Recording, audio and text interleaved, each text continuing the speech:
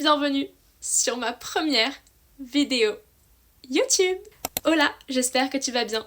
Moi c'est Chloé, j'ai 20 ans et je suis une grande passionnée de lecture. Pour vous faire l'histoire en version courte, lire ça a toujours fait partie de ma vie. Et il y a eu une petite période fin collège, début lycée où j'ai un peu arrêté parce que je ne trouvais pas de lecture qui convenait à ce que j'aimais, à mon âge. Jusqu'au jour où j'ai rencontré ma meilleure amie au lycée, Jeanne. Elle m'a emmenée au furet, elle m'a dit « Il faut que tu lises ces livres ». Il s'agissait de Falling Again et de L'As de cœur de Morgane Moncomble. Je les ai lus, je les ai adorés, et voilà où on en est aujourd'hui. D'ailleurs, petit aparté, mais dis-moi si tu valides ce décor. Je sais pas encore s'il sera le décor officiel, mais je voulais en fait mettre à l'honneur cette mise à l'honneur justement de Stéphanie Garber. Et en plus, il y a quasiment tous mes livres préférés de ranger dans cette bibliothèque-là. C'est vraiment mes bibliothèques de fantasy, romantasy et compagnie. Donc vraiment, tous mes livres préférés sont ici. Donc je trouvais que c'était l'endroit parfait pour tourner. En plus, prenons 5 minutes s'il vous plaît pour admirer ce magnifique cadre et ses créations au crochet, réalisées par ma meilleure amie, qu'elle m'a offert en cadeau de Noël et qui sont tout simplement incroyables. Je vous jure, j'étais euphorique. Je n'avais même pas les mots quand elle m'a offert le cadeau, j'étais juste bouche bée, omnibulée par la beauté. Ça rentre si bien dans mon décor, franchement c'est magnifique. Ici on a du coup mes petits livres de mode par rapport à ma passion pour la mode et ma petite figurine Pop de Jasmine que j'ai eue par mon parrain à Noël. Jasmine est ma princesse préférée de Disney. Avant c'est Belle qui était à cette place là, mais du coup maintenant que j'ai Jasmine, j'ai pu mettre Jasmine avec mes décors préférés et Belle est en exposition sur ma bibliothèque de romance. D'ailleurs je vous mets juste ici des petites vidéos de mes bibliothèques un peu en mode bookshelf tour pour que vous puissiez voir ma bibliothèque de romance également, puisqu'elle n'apparaît pas dans mon décor, elle est dans un autre endroit de la pièce, donc je ne peux pas avoir les deux bibliothèques sur mon décor. J'ai choisi de vous présenter en priorité celle dont je préfère les décorations et les ouvrages. Comme vous pouvez le voir, elle est très remplie et je pense que dans très peu de temps, elle sera trop remplie et elle va encore déborder. Comme tu l'auras donc compris, j'aime lire et c'est de ça dont on va principalement parler ici. Mais pour t'énoncer un peu mes autres passions que tu seras peut-être un peu amené à voir sur ce compte ou que tu pourras voir sur Instagram si tu viens me suivre là-bas. Parce que oui, à la base, je suis plus active sur Instagram. J'ai un compte depuis septembre 2024, ça fait déjà un petit moment maintenant, c'est fou. J'y parle de toutes mes lectures, donc si jamais tu veux suivre en un peu plus détaillé mon année livresque et voir mes posts et mes revues, je t'invite à aller me suivre là-bas. Mais du coup, en dehors de la lecture, comme tu peux peut-être le voir ici, j'aime également la mode. Pour l'anecdote, quand j'avais 10 ans, je voulais être styliste. Et à l'heure actuelle, j'aimerais toujours avoir un pied dans le monde de la mode. Ce serait un peu un rêve de petite fille. J'aime également la Formule 1. Et si tu es toi aussi une F1 girlies et que tu veux un peu plus d'informations, je suis pour Lando Norris. Et comment vous dire que j'étais aux anges quand il a gagné le championnat pilote de 2025. C'est une passion que mon grand-père a également et que je partage donc avec lui. À part ça, je suis aussi une grande amoureuse de cinéma, les séries et les films. Plus j'en vois, mieux je me porte. Et je suis aussi une grande fan de musique. Il n'y a pas une seule journée sur cette terre qui se passe sans que j'écoute de la musique. Et personne ne peut me connaître sans connaître Tate McRae. Ma chanteuse préférée, vraiment la représentation de ma vie à travers une chanteuse, c'est bien elle. Je l'écoute tous les jours, sans exception. C'est ma top 1 artiste Spotify, c'est les albums que j'écoute le plus de ma vie, mes chansons préférées sont quasiment que des musiques d'elle. Voilà, je suis absolument pas obsédée quoi. Pour cette première vidéo, je te propose de te présenter mes lectures favorites pour te donner un petit aperçu du genre de lecture que j'aime. Il faut savoir qu'à la base, quand j'ai rencontré du coup Jeanne, je suis devenue une grande lectrice de romance. Et c'était mon genre principal jusqu'à l'année dernière où j'ai découvert la fantasy et la romantasy et là je suis tombée amoureuse. Et je ne veux plus quitter cet univers. Et je ne lis que très peu de romances à l'heure actuelle parce que ça ne me satisfait plus autant qu'avant. Je ne me retrouve plus dans ce genre. Livres de romance ne m'apportent plus ce que je recherche. Il y en a quelques-uns qui sont incroyables, hein. Il y a des autrices dont je continuerai de lire les livres tout le temps parce qu'elles me décevront jamais. Mais dans la grande majorité des cas, la romance ne me satisfait plus autant qu'avant. Et je suis vraiment tombée amoureuse de la romantasy et de la fantasy. Commençons tout de suite avec ma saga préférée de tous les temps, Hunger Games de Suzanne Collins. Le seul mot qui me vient à l'esprit pour décrire cette saga, c'est tout simplement chefs-d'œuvre. Les livres aussi bien que les films sont de purs chefs-d'œuvre. L'histoire est bien, l'imagination est présente parce que waouh, l'univers est incroyable, les plot twists, les rebondissements, l'action quoi est présente, les protagonistes sont tous incroyables et même les personnages méchants sont bien écrits. C'est de la folie. Même si forcément l'adaptation en film n'est pas 100% fidèle et qu'il y a des différences entre les deux œuvres, je trouve que les deux se valent et que les deux sont aussi merveilleuses l'une que l'autre. Les films sont également tellement bien, les acteurs de ces films, je sais pas qui fait les castings, mais vraiment qu'on lui donne un prix à cette personne parce que Josh Hutcherson, Jennifer Lawrence, Tom Blight, Rachel Zegler, Joseph Zada, McKenna Grace, et j'en passe très clairement. Mais waouh quoi! Ils sont tous incroyables, ils incarnent leur rôle à la perfection, ils sont juste... Ils reflètent vraiment l'âme de leur personnage et c'est hyper immersif. Du coup, quand tu regardes les films, j'ai qu'une hâte là cette année, c'est d'accélérer le temps, d'aller jusqu'en novembre et d'aller dans la salle de cinéma regarder Sunrise on the Reaping avec ma mère. Ma deuxième saga préférée est celle qui est juste derrière moi, Once Upon a Broken Heart de Stephanie Garber, qui est littéralement la saga qui a été écrite pour moi en fait. C'est pas possible autrement.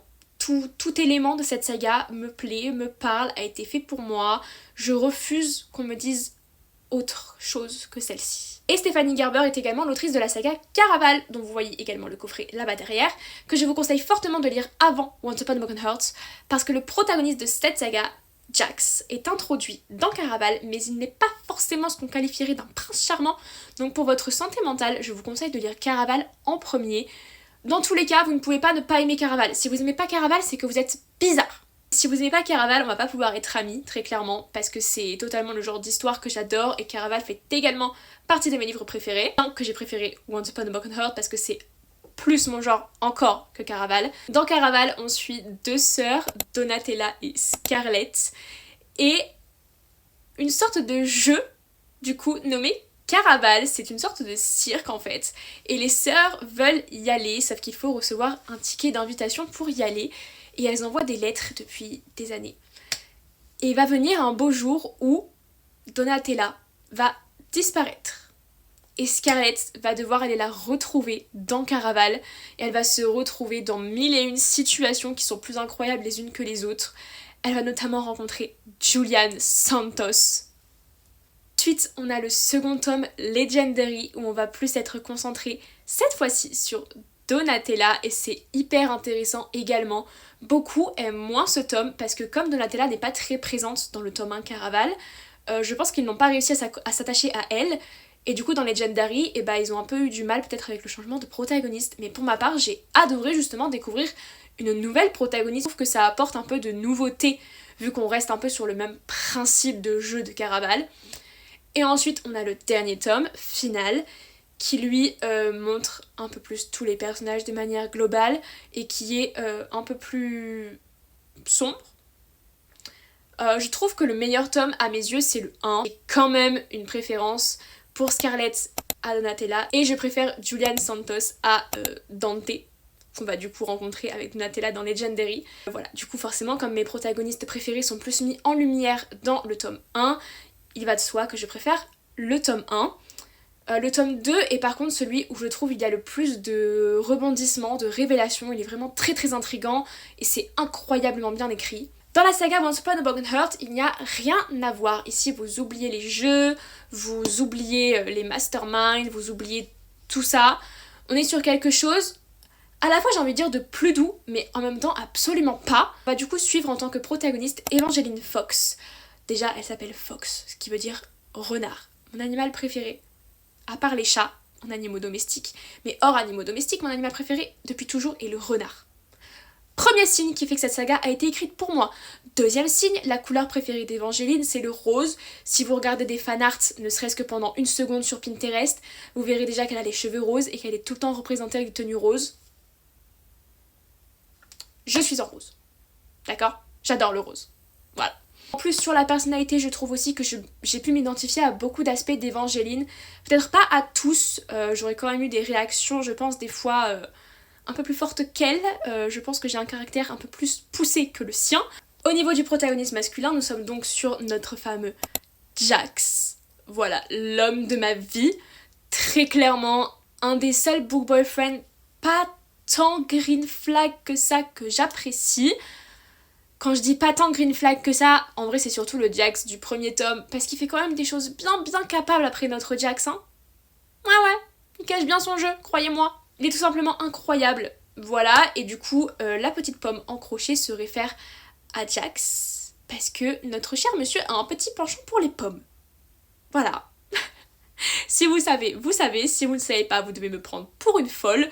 Mais vous comprendrez si un jour vous décidez de lire cette saga, ce que je vous conseille fortement de faire. Et du coup, notre chère Évangeline, il faut savoir que sa caractéristique première, c'est qu'elle est une grande amoureuse de l'amour, une grande sensible, un petit cœur d'artichaut, vraiment tout ce que vous voulez. Elle croit au véritable amour, aux longues histoires qui durent toute la vie, qui finissent bien, jusqu'au jour où l'homme qu'elle pense du coup être son véritable amour va se retrouver à être marié à une autre, enfin devoir se marier à une autre, et pour empêcher le mariage, elle va se retrouver à rencontrer notre cher Monsieur Jax, qui est en fait le prince de cœur, et à faire un deal avec lui. Le deal étant du coup la trame du livre, qui est qu'en échange de son aide, elle lui doit 3 baisers. Mais pas des baisers à lui, des baisers à d'autres personnes qu'il va choisir pour elle au moment, à l'endroit et avec qui il voudra. Sauf que faire un deal avec le prince de cœur, ce n'est franchement pas aussi simple. Et ça, c'est le genre de choses où j'aurais été un peu plus consciente qu'Évangeline, qui est un brin naïve. Mais je vous laisserai découvrir tout ça si un jour vous décidez de lire Once Upon a Broken Heart. Ensuite, il est impossible de parler de mes livres préférés sans parler d'une autre de mes autrices préférées, qui est juste ici, Rebecca Ross, et plus précisément la duologie Divine Rivals, qui a été pour moi une énorme révélation. On est sur une romantésie qui se passe en temps de guerre dans un monde mené par les dieux, et du coup c'est les divinités qui sont en guerre, et tout le world building est incroyable. On suit Roman et Iris qui sont 2 journalistes et qui vont être amenés à devenir du coup journalistes de guerre et à aller aux premières loges sur le terrain. Et c'est tellement bien. Genre, tout est bien fait dans ce livre, s'il vous plaît. En fait, moi j'ai un élément qui me fait différencier un livre bien d'un livre qui devient un de mes livres préférés, c'est la plume de l'auteur. C'est-à-dire que tu peux avoir un livre bien, mais si ta plume elle est normal, qu'il n'y a pas de petit plus qui me fait dire waouh quand je lis, bah ça restera un livre normal. Alors que quand la plume elle est belle, quand la plume elle a ce petit truc pétillant qui me fait me dire mais waouh, mais je suis amoureuse de chaque mot que je lis sur ces pages de papier, chaque tournure de phrase est plus belle que la précédente, chaque terme employé est choisi avec justesse pour rendre la lecture parfaite. Là, je me dis que ce livre peut devenir un coup de cœur et c'est exactement ce que j'ai ressenti dès le premier chapitre avec Rebecca Ross. Iris est une protagoniste que j'adore. Je me retrouve aussi en elle sur quelques points. Elle est incroyablement douée, déterminée, forte. Roman, comment ne pas parler de Roman Kit, l'homme de ma vie après Pita Melark. Il est incroyable, un énorme green flag. Si vous ne le connaissez pas, mais qu'est-ce que vous attendez pour aller le découvrir en fait? Allez-y de ce pas. Allez-y. Vraiment. Stoppez la vidéo, allez lire le livre. C'est un ordre. Sérieusement, cette duologie est vraiment d'une beauté, d'une finesse, d'une délicatesse. C'est poignant et c'est transportant. J'étais transportée. Il n'y a pas meilleur mot pour cette duologie, je trouve. J'ai également lu Le refrain de la rivière de Rebecca Ross. J'ai beaucoup aimé, mais je dois avouer qu'il n'était pas à la hauteur de la duologie dans mon cœur. Au niveau de l'histoire que ça se joue, la plume est toujours aussi incroyable, mais j'ai légèrement moins accroché avec cette histoire. Mais néanmoins, j'ai très hâte de découvrir le 2e tome qui est traduit chez Sabran cette année, et dans lequel je pense qu'il peut se passer peut-être plus de choses qui vont me plaire parce que le tome 1 c'est fini sur beaucoup de détails dont j'aimerais connaître la suite. Donc je me dis que le tome 2 pourra peut-être être mieux que le 1. Et j'ai Féroce Déférence, donc le préquel de Divine Réalité, dans ma palle que j'ai eu pour Noël et que je suis très impatiente de lire parce que du coup on est sur un préquel, donc j'imagine qu'il y a peut-être quelques éléments en rapport avec Divine Réalité qui pourront peut-être faire que ce livre va être un coup de cœur également encore pour moi. Et enfin, pour venir à cette fameuse autrice française qui ne me déçoit jamais, elle est également à côté de Rebecca Ross. Il s'agit de la seule et l'unique Lila Mars, mon autrice française préférée, franchement. J'ai tellement hâte du livre qu'elle va sortir en ce début d'année, Her Vicious Lies. C'est pas du tout le même genre que The Perfect Fall et The King's Fall qui ont été des énormes coups de cœur, qui étaient de la dystopie, etc. Mais je sens que ça peut être une dinguerie aussi. Et justement, ce dont je vous parlais, Lila Mars a ce petit truc en plus dans sa plume qui fait que je l'aime de tout mon cœur. Chaque page que je lis de ses romans me transporte, me bouleverse. J'adore la plume de cette femme. Ok ? L'univers dystopique qu'elle a écrit dans la duologie The Perfect Fall est tout simplement dingue. Les protagonistes sont incroyables.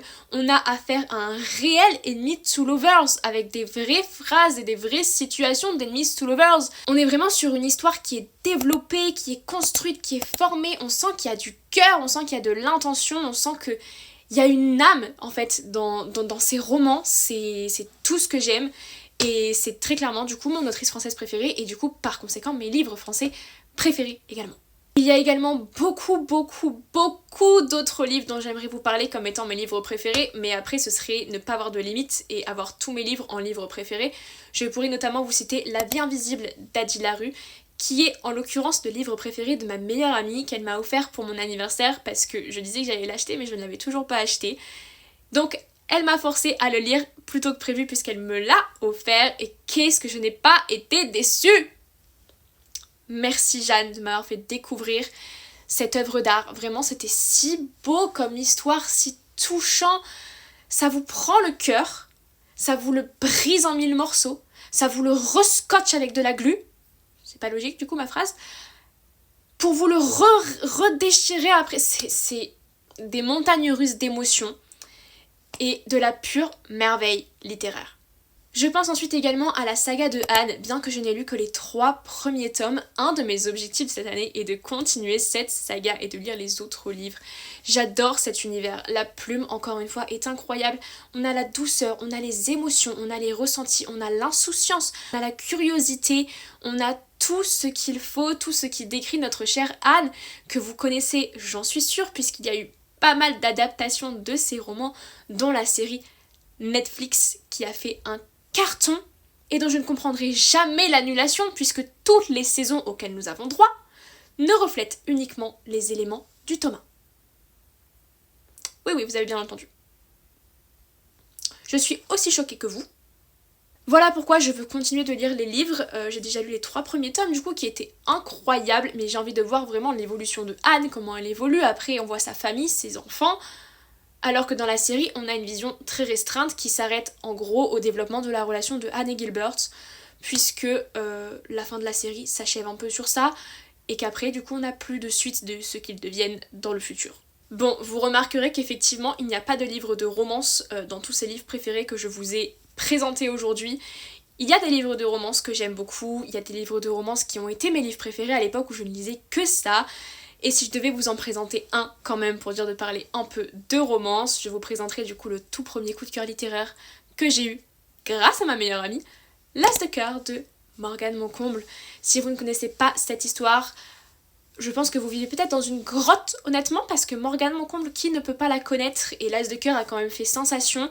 En plus, il a été récemment traduit en anglais, et en plus il est magnifique dans la couverture anglaise. Vraiment, cette lecture a été la première lecture coup de cœur que j'ai eue. Levi Ivanovich était le premier book boyfriend que j'ai eu. À l'heure actuelle, il ne fait même plus partie de mon top 5, et peut-être même pas de mon top 10.